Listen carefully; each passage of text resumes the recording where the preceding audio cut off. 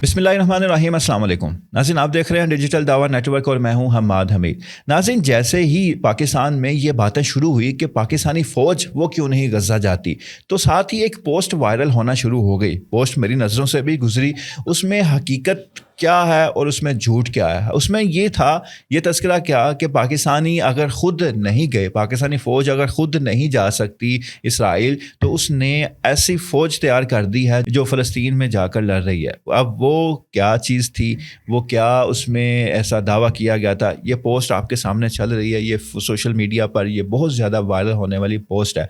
अब इसमें जो फ़लस्तीन से जो वो कैडेट्स आते हैं, वो आकर ट्रेनिंग हासिल करते हैं पाकिस्तानी फ़ौज से।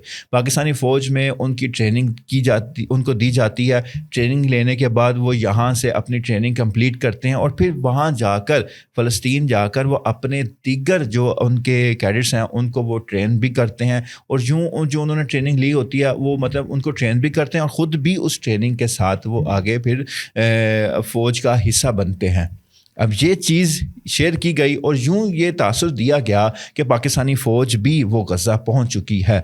उनकी यूनिफॉर्म्स आप देख सकते हैं कि जो कैडेट्स यहाँ पर आए, जिन्होंने ट्रेनिंग हासिल की, उन्होंने यूनिफॉर्म भी पाकिस्तानी आर्मी वाले पहने हुए हैं और उनके ऊपर पाकिस्तानी झंडे के साथ फ़लस्तीन का झंडा भी लगा हुआ है।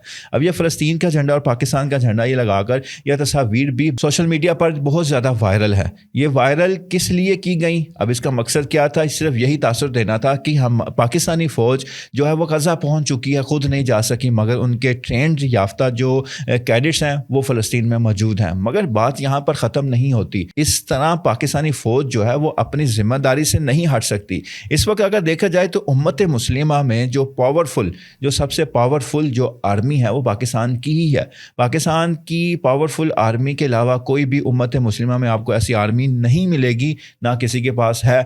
सबसे पावरफुल आर्मी यही है। अब सबसे पहला जो मेरे नज़दीक सबसे पहला जो हक बनता है वो पाकिस्तानी आर्मी का ही बनता है, सबसे कि वो जाए और मदद करे। अब दीगर ममालिक वो अपने अपने मफादात के लिए तो इकट्ठे हो जाते हैं, अपने मफाद की खातिर वो किसी भी मुल्क पर अटैक करने से वो नहीं झिझकते। मगर जब कोई ऐसा इशू आता है, कोई ऐसा मसला आता है, कोई ऐसा इशू बनता है, कोई उम्मत मुस्लिमा का कोई मुल्क मुश्किल का शिकार होता है, तब वो सब आंखें बंद कर लेते हैं, क्योंकि वहाँ पर उनका अपना ज़ाती मफाद नहीं होता। वहाँ पर उनको कोई लालच नहीं होता कि उनको डॉलर्स मिलेंगे, उनकी कोई बल्ले बल्ले वाह वाह हो जाएगी, उनको अवार्ड्स मिलेंगे, उनको शोहरत मिलेगी। ऐसा कुछ नहीं होता। फिर वो आंखें बंद करके और मुंह के ऊपर टेप लगाकर वो बैठ जाते हैं। तो ये हमारे मुनाफिक हुक्मरान हैं जो ऐसा रवैया अपनाए हुए हैं। तो ये पाकिस्तानी आर्मी गज़ा नहीं गई है। जितनी भी ख़बरें ये सारी फेक है, मगर ये चीज़ हकीकत है कि फ़लस्तीन के जो कैडेट्स आते हैं वो यहाँ पर ट्रेनिंग